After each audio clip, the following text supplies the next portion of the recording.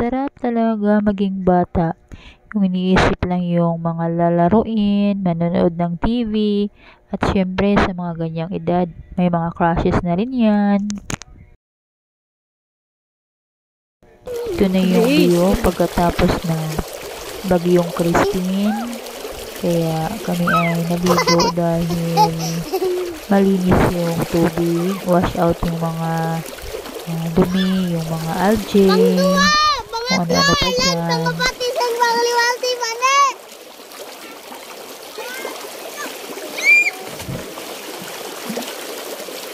Mabahabaw gali adto, katagakuan lang ni Arlene, no? Mababaw gali dira?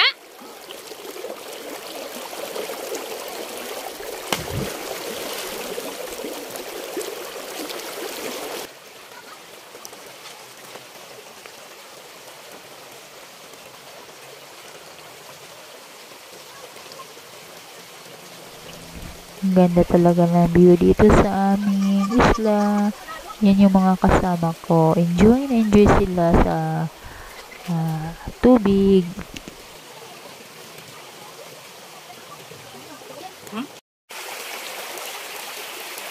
Sarap ang talaga yung bata. Ano sila?